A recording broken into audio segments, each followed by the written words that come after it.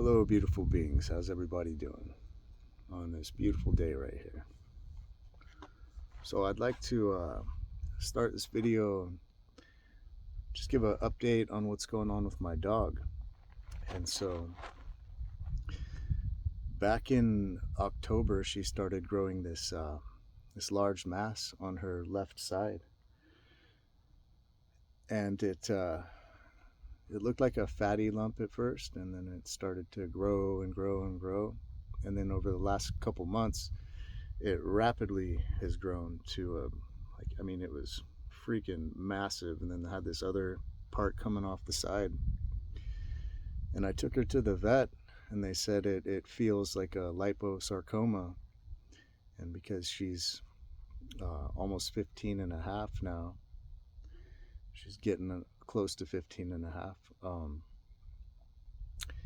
surgery was not a good idea. And so it felt rock hard, and it all moved around together, very firm, felt like it was tied in to the rib cage. It was not looking good. So anyway, I muscle tested it and got not to do surgery, and so I kind of sat with that for a while on how that felt, on whether I should do surgery or not, because with an old dog, they cannot do good with anesthesia, and they can rapidly decline. And so it was like, do I do surgery and remove this from her and put her through a tough time in the last stage of her life, or do I, because she wasn't in pain, she wasn't suffering, but she is getting older, and there were some days where she was not doing very good at all, and she was slowing down quite a bit. So I was kind of on the fence of what to do for quite some time. I've been praying about it and putting good energy in and on the outlook of the situation, and giving her supplements. And anyway, yesterday I took her to the park, and like when she was walking up to the door, like it bumped on the side of the door because it's freaking sticking out of the side of her rib cage like 9 inches. And I could tell it was bothering her. And at the park, she started rolling around on her back on purpose. And when she got up, I saw it had popped, and it wasn't the defined shape that it was, and it felt watery, and I was like, oh shit. And so I rushed her back home and poured rubbing alcohol all over it, and then I drained it, and I drained a lot of fluid out of it, which was a clear fluid mixed with some blood. It's just standard, I forget the medical term for it, but it's to be expected on some sort of cyst that has burst. But anyway,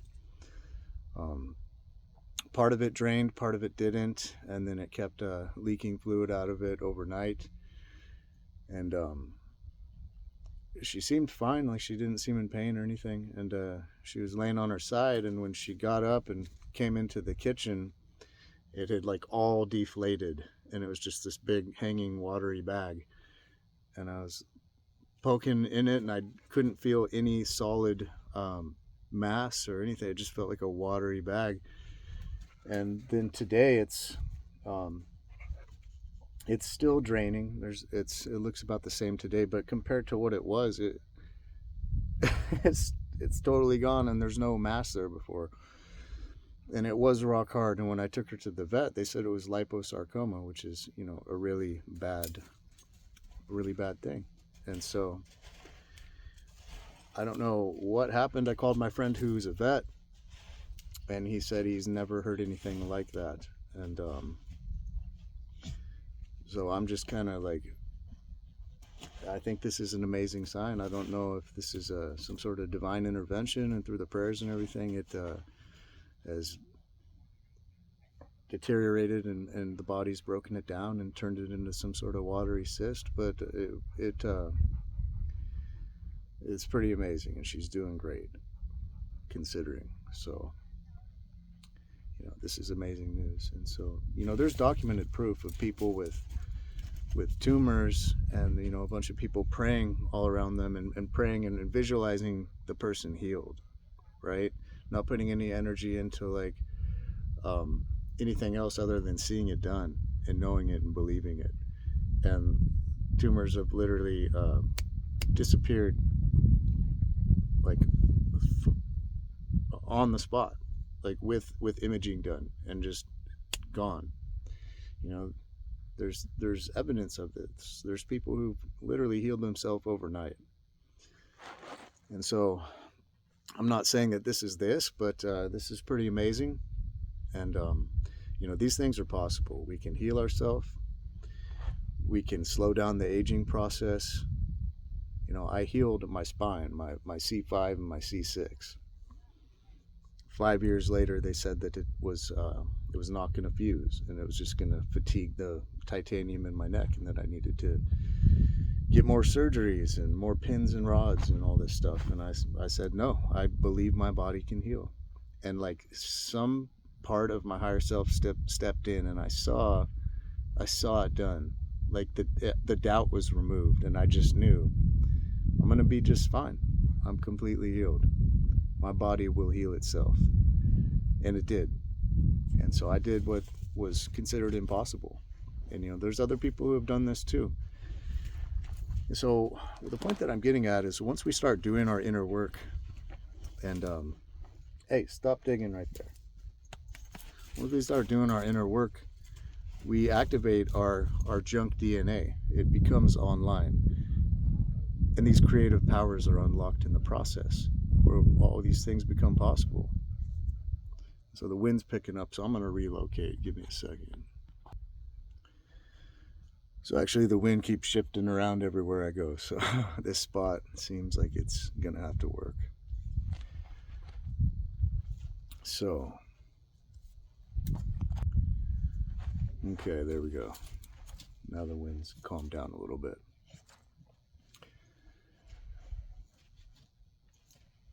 So I got an email from a friend asking me about the different Elohim councils, and to describe more detail about this. And so basically I'll start with my experiences. First I started interacting with this group of beings, and I don't really have any names with them, but they come in groups, and they're benevolent. Like, they're an actual light council, and they have taught me all kinds of stuff, and I have a soul connection to them. And they're originally from Lyra, and so this is the Elohim council that's not really known here on Earth, because they left a long time ago and now they're returning. Okay, and this is known as like the Elohai Elohim council. These are the ones that never fell in genetics. Okay, then I started interfacing with this other council who they were not necessarily dark beings. They were portraying themselves as light, but the vibe was just off. Okay, and it was a very tricky thing to navigate through. And so I realized, okay, there's more than one council. And so these are the beings that are actually known here on Earth in history. Hey, what are you eating? Hey, are you eating rocks? What are you doing? All right. Well, she seems to be having fun and eating rocks and bushes and stuff, so that's good. Okay, and so then going through intense initiations, I started to interact with this group of absolutely extremely dark demonic beings, and that's when all the attacks were going on. And I found out that this is the fallen Elohim council, like the dark council. Okay, and so basically what we have here on the earth is a group of beings known as like the Anu Elohim. They're also known as a lot of the Anunnaki, the ones that are the false creator gods. And they play the Hegelian dialectic. Like, there's a light council and a dark council, but really they have the same purpose, which is to control humanity. And they downgraded our genetics, and they stepped it down from 12-strand DNA to 10-strand DNA, from 12th dimensional consciousness to 10th dimensional consciousness. And you can see this with the Kabbalistic tree of life, how it's missing the top 2 nodal points. Okay? And so doing the inner work, we reconnect those nodal points and it becomes the universal tree of life. And so you can meditate upon the universal tree of life, the Christic tree of life, the 12th dimensional 12-strand DNA tree of life. And these things will start to unlock, but ultimately we have to become the missing nodal points. And I've had that happen in an experience where I literally saw me become it, and these centers light up above me and reconnect. Okay. And so the Kabbalistic tree of life has a bunch of like actual real information in it. It's just missing key parts of it. And you can see this when these so-called deities, they want worship. They want you to go outside yourself rather than looking within, and all the answers are within. Because the whole universe is within. Because the ultimate truth is we are a fractal of Creator Source. And when we are in our I am presence, without any identity to anything, then we're literally unlimited. When we start to identify with certain things, scenarios, beings, places, identities, it's a limited way of thinking. And Source is unlimited, so why would you do that to yourself? Because we are truly unlimited, okay?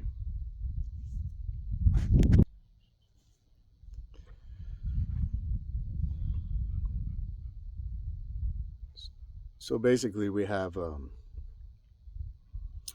genetics, okay, which is a combination of 23 plus star nations that we carry these genetics in us, and that we're a hybrid species basically. But the root of our DNA goes back to Lyra, okay? And so what we're trying to do is connect back with that 12-strand DNA. All right, so we have our actual physical genetics that go into the non-physical realms, because not everything is physical third dimensional. Okay, like it overlaps into dimensions simultaneously, and so our genetics are literally multi-dimensional, and so we're reconnecting them on all these different dimensions simultaneously. Hold on a second. All right, then we have our soul's templating, okay? And this is the experiences that you've had as a soul. And it can be viewed as past lives, you know. And it gets tricky because time is really circular, right? And so past lives, future lives, all of it. Like, it's hard to put this into third dimensional words because time breaks down in the higher dimensions. And so what I've seen is when I went into the central sun, and this is all the way out of the 12th dimension where you go inside the central sun, the supermassive black hole in the middle of our galaxy that everything is rotating around. You literally go into that, you're outside of this universe, okay? And it's an entrance point to a realm that is, it's into the 13th dimension, then it steps up 13, 14, 15. And this is outside of form, okay? There is no more duality at all. There's no more form of bodies. Everything is now spheres. That's the only form that is there. Okay, there is no more male and female. This is like before that concept is even a thing. This is just points of consciousness. All right, and when I was there, I saw like billions and billions of other spheres of all different sizes There was like little tiny ones that had the experience of being plants and animals and were younger souls, so to speak. Even though this is outside of time, it still kind of plays a role in these realms. And then I saw larger ones, which were humans, and everything in between. And I saw other ones that were having experiences in completely different universes. Like our universe of the Merkaba, of the counter-rotating tetrahedrons, this is the mathematical construct of our universe. Okay, and when it's in a very high spin state, the highest spin state, it becomes this, where it adds the layer of the dodecahedron around it. Okay, and it's in its full expanded state, 64 star tetrahedron. It has 144 facets. But basically, it's the mathematical blueprint of this universe, where one splits into two poles and everything is rotating around it. Okay, and so it becomes one into like north and south, basically, and everything aligns around it on this disk. It's counter-rotating fields. It's torsion field mathematics. It's the same mathematics that free energy works on, that these craft work on. Okay, and it's the blueprint of this universe. It's a mathematical construct of this universe. There's other universes out there that run on complete different mathematics that have different lessons in them. This is the universe of polarity, of duality. And so what I'm getting at is when you go into the central sun, it's a central hub. It's like, oh, all of a sudden your cosmic memories returned, and you're just like, okay, not only have I been here before, but I've been here for eternity. Like, and it's golden bliss. Like, you're instantly healed. Your cosmic memories returned, and you're just, everything's healed and everything makes sense. And so you literally have a choice. You're like, I can stay here in eternal bliss for as long as I want, or I can incarnate into an infinite number of universes and roles and dimensions and learn lessons and stuff. And so, but we've done that. We've been in eternal bliss for literally eternity. And so you're like, okay, I've done this for literal no beginning or end, like, and I'm completely healed. So I'm going to go and have this experience, because the point that I'm getting at is, the more experiences that you have, the more lessons that you learn, the more wisdom that you learn through these experiences. When you come back, this sphere gets larger. You're able to hold more information, more light. And so, and then there was these large spheres. I think there was 9 of them, and they were freaking huge, and they were basically like in control of the place, but in a good way. Like, there was nothing bad about inside the central sun. Like, everything works in perfect harmony. It's like the ultimate party of bliss for eternity. And this is our true nature. It's bliss and love. Okay, and anyway, when I was there, they started going. They worked on me, and they broke me down through my DNA, and it was spiraling down and spiraling down and spiraling down. And I saw all my different experiences, and then I spiraled all the way down until I was this tiny little point of light, from when I fractaled off of Source Creator itself and became an so-called individual being having an individual experience, even though we're simultaneously connected to the one always. Okay. And then they started building me back up and building me back up through my DNA, but healing all the corruptions in it and upgrading me. And this was a beautiful, enjoyable process. And I was just getting worked on and upgraded, and we're going through my DNA. And then all of a sudden I'm in this place, and I look around, and it's very familiar. I'm just like, wait a second, this is like my true home. It was like my area inside the central sun that was like my eternal home. And I realized I hadn't moved in a very long time, and the whole time that I've been incarnated into this universe, fractaled out, playing all these different roles in this universe. And so I realized that my true form of where I'm at is, and I was one of these large spheres, and they were all laughing at me, but with me, because I was laughing too, because it was the ultimate mind fuck. Like, you forgot who you were when you crossed into this universe, to have all these experiences, because that's part of what we take on is the mind wipe, right?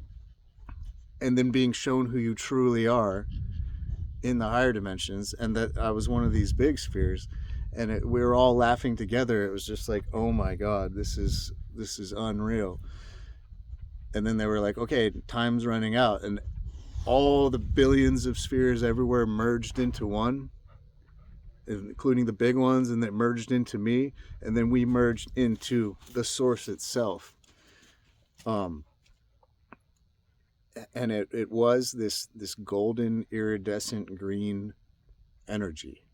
It was this emerald gold energy, and it was me. This is my signature, and everything became one. On the highest dimension, source creator, everything that ever was, it's literally one mind. Even though we fractaled out to infinite pieces, like, we're still the same drop of that ocean. Okay, and so, like, on the highest level, you are source. It's one mind. And yes, we're infinitely small too. And so, like, some people want to say this is blasphemous, or like, oh, you found God within yourself. That's a Luciferian form of thinking, when it's like, no, this is the highest truth, is that you are a fractal of the one mind, and you are divine, and we all are gods and goddesses. And so it's like, I'm not saying I'm God and I'm in control of everything. It's like, I'm God, you're God, my dog is God, that plant is God. Like, don't you realize everything is divine? Everything is divine. And simultaneously, there's source creator, which is infinitely big, and we're infinitely small. And it's ultimately calling the shots, but we have creative powers bestowed on us from who we really are. Okay, and so how I got into that tangent is our soul's templating, is the experiences that we've had. We can tap into that because it's part of us. So it's like our soul genetics, our soul's templating. And then when we have that, it's much easier to navigate these realms and to upgrade our DNA and all this stuff, like our actual physical and multidimensional DNA. But it can be done even if you're a younger soul. So basically, and then it comes down to frequency. So the keys are the universal tree of life, the Christic tree of life, okay? And then understanding that everything is one. Everything is one mind. Everything is interconnected. And love is the answer. That's the identity of source. Yes, everything's one, but what's behind the oneness? It's love. It's unconditional love. That is the true identity of source. And so the heart is the key to access everything. It's not mental, like the crown, all this stuff. This is technology, okay? Multidimensional technology. But the key is the heart. It's the true Christ consciousness. It's the Christic heart of one. This is within all of us, and this can bypass all the stuff that's happened with the tinkering of genetics from races that are trying to play the role of God, okay? And so, you know, this ties into the Anunnaki, and so the majority of them are bad and are responsible for this, but not all of them are negative. And there's a large group of you can't be, see, Anunnaki is a blanket term, but when you're talking about the Elohim, there's a large group of these beings that are returning, that are literally our ancestors. Okay, they're not trying to play the role of God. They're our ancestors, and they're here, and they're helping to in this process of ascension of everyone on the earth. Okay, and so they don't all these benevolent star beings, they don't want the focus. They don't want worship. They don't want none of this. They want us to do our work, okay, and meet us halfway, and then they come and assist. But if you're going outside yourself and not looking within, you're missing the point, and they're not going to that's not the role that they play, and they don't want that. And if you're going outside yourself, you're going to attract something that's going to teach you a lesson to not do that. And it can get really tricky because we have divine DNA in us. Like, genetics is one of the highest commodities in the universe. It is the highest commodity because we are unique. We have all these Star Nation's DNA in us. That's why lower beings want to harvest that. They want to ride in on our genetics and ride in on our energy. And so we have to become fully sovereign and reactivate this DNA and reactivate these creative abilities. We have the ability to heal ourselves. We have the ability to heal others. We have the ability to manifest reality and bring heaven to earth. We do. And so lose the doubt, because doubt is just the mind killer, just kills it. Okay, the wind was picking up. Hopefully it's not hard to hear. So now I want to talk about the targeting that's gone on. Because when very high frequency souls, when ancient souls incarnate in this world, they know it, and we're targeted from pre-birth. Okay, and this happens in many different ways. There's many different technologies. There's so much mind control here on the earth. It's freaking unreal, and we just operate in this. And so just being here and navigating in this is crazy. Other beings looking at this experience are just like, I don't know how you do it. This is literally master school, okay? And so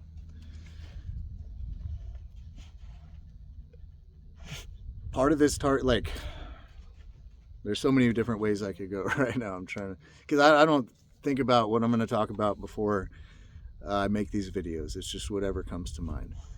Now, when I was, I think, like 6 or something, maybe 7, I was in the GATE program, Gifted and Talented Education. Okay, and I'm sure a lot of you happen to be part of that too, where they pull you out of class and they take you in this room and they do visualization exercises and all this weird stuff, and a lot of those memories are blocked off, right? Well, this is tied into MK Ultra, and this is tied into the secret space programs. And when I was like 7 or 8, something changed in me, and my mom says the same thing. She's like, you became a different person. And a lot of these memories are blocked off, but that's when I got taken and my memory wiped and put back in this, because they can alter time. They can take you and put you back without you knowing it. And that happened to me. And there was a lot of severe trauma that happened that I'm still uncovering. And recently, in ceremony, I saw this point. Well, I've been unraveling this for quite a while, right? And so I'm just like, where is this trauma coming from? Where are these wounds coming from? Because these memories are locked off. They're blocked off, and they do a very good job of this mind wipe technology.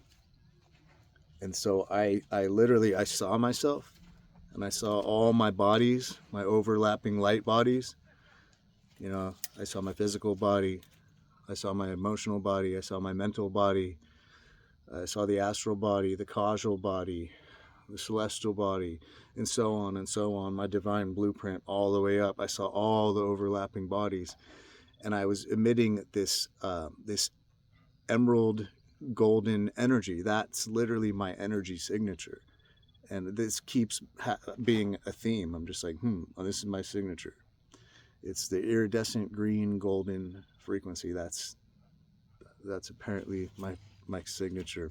Anyway, in between my light bodies, I saw what had been done to me, and I was able to unlock these memories.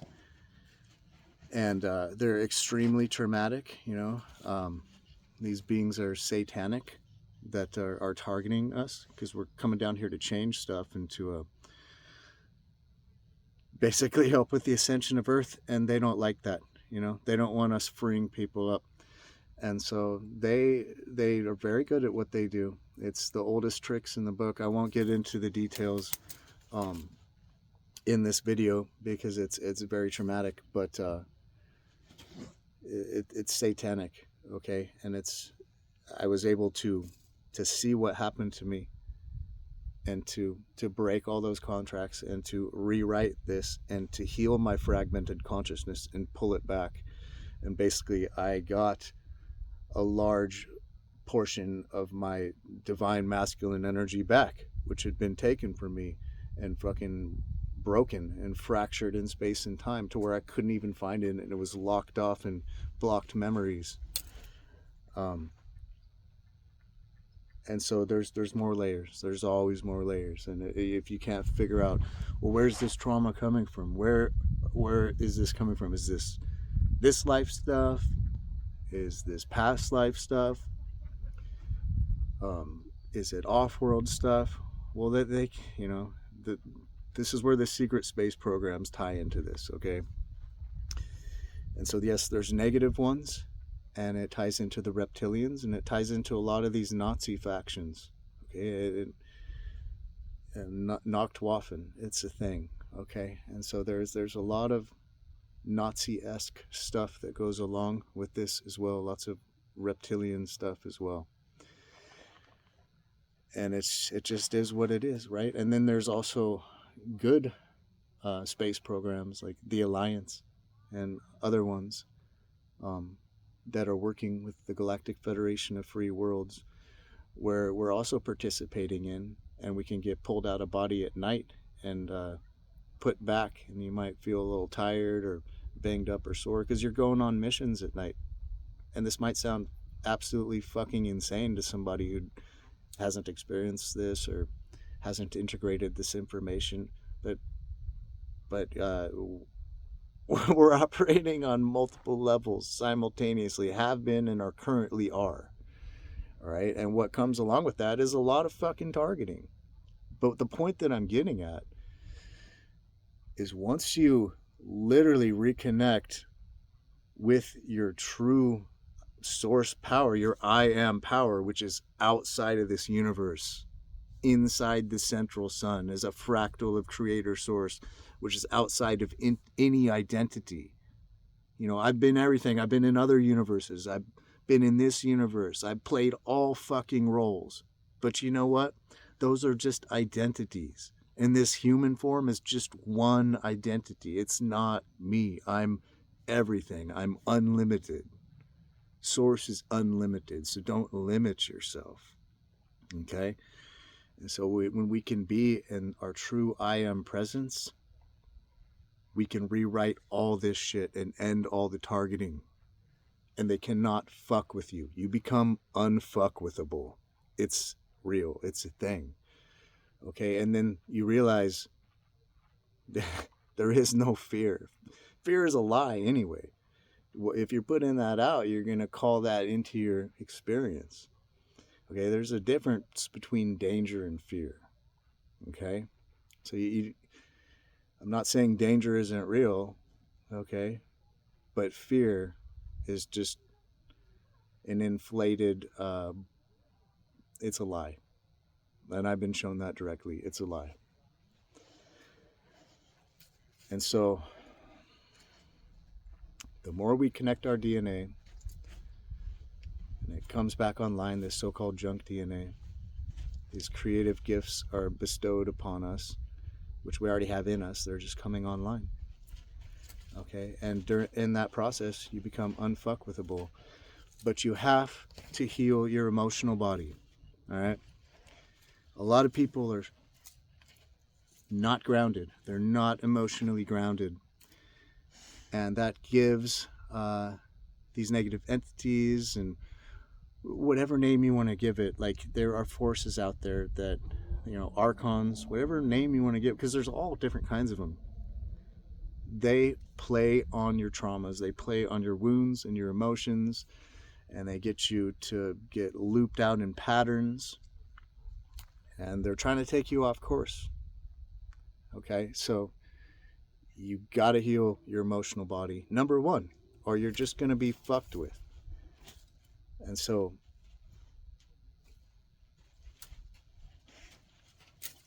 I'm at a place right now where I feel so fucking amazing. And I'm not saying there's not more work to be done, because I'm sure it never ends, right? But I feel so good. All the stuff that's happened to me in this life and in other lives, and all the extreme trauma, it doesn't, there's no strings or chords or anything to pull on. It doesn't mean shit. They're just experiences. And I from those experiences, I healed my trauma and pulled back larger portions of myself. Okay? And I understand there is no death. I'm okay with it. It's just a changing of worlds. And that goes for all my loved ones, my dog, my family, me. I'm not afraid of fucking anything. Okay? We get to create our reality. We get to play here in this realm. Yeah, we've experienced some shit, but once you see the larger picture, you don't got to keep replaying that and putting out that frequency, getting looping out in it. So, one more thing I'd like to add. Let me see if I have battery on this phone. It's starting to run low. So,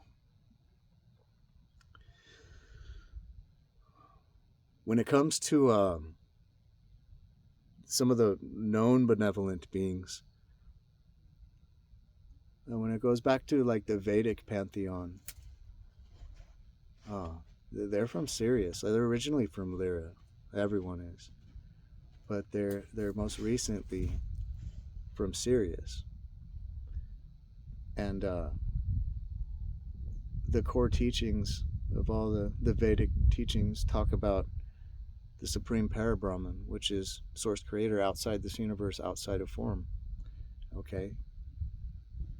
And so I think a lot of the teachings have been distorted to worship these deities. And then it also says if you worship the demigods, you'll go to a planet of theirs after death. But if you know yourself as a fractal of Source and you worship all creation within the Creator within all creation, then you'll go back to the central sun and get to choose your next incarnation. And it literally says that in the Vedic teachings. And when I met Shiva, he illuminated me with all this truth, and it was, oh my God, it was so much. It was like 2 hours of straight face-to-face, like downloads of information. I saw the interconnectedness between everything. I saw how it's actually all perfect and it all plays a role. I saw the fall in Egypt. I saw the fallen Anunnaki and Thoth's betrayal. I saw all this stuff, and I saw the secret societies, and they knew what they were doing, and they did it anyway. And they tried to make a universe within a universe and become vampiric for more power and more control and to escape karma. And they know that if they get caught, like, they're fucked, you know. And then calling in the AI consciousness from a phantom matrix. They did it anyway, knowing it was bad, because they're like, we don't want to deal with karma anymore. We're going to do things our way. And this is the situation that we're in. But not to go off on that tangent, but basically, after I was shown everything from Shiva, and I was just like, so do I become a Shiva devotee now? And he laughed. He's like, no. He's like, you pass your tests and you see yourself as divine because I am you. And that was not like an ego thing, like, oh, I'm Shiva. It was just like, of course everything's interconnected. Of course Shiva's consciousness is fractaled out, playing all these different roles. Maybe I do have some sort of higher connection with him, but I know my true source is a fractal of the I am. So that's literally doesn't mean anything, you know. These are just, they're teachers along the way. And so I think the teachings have been distorted when a lot of people are like worshiping these deities, because they don't want worship when I've interfaced with them. And, you know, every true benevolent being that I've encountered has said, I am you. I met this dragon once. I met this red dragon. Like, I encountered this black dragon that was fucking vicious, and I was just like, holy shit, how do I What do I do now? This is not a good situation. And then all of a sudden this red dragon came in and fucking held him back, and there was like, it was like this huge layer of protection came in from this red dragon, and I was just like, oh my God, thank you. And everything was fine, and like he was like holding everything in balance, and I was like, thank you. I was like, who are you? And he looked at me and was like, I am you. I was like, oh, right. So in that aspect, this whole universe is holographic. It's absolutely real at the same time. But our true source, our true identity is the I am. Hey, my phone died. So what I wanted to add was that this universe is a projection of the one mind. And so it's simultaneously holographic, and it's also absolutely real at the same time. But don't identify with any of this, because then you get locked into it. Keep your identity on the I am, on the one mind, the infinite mind. Anyway, have a good day.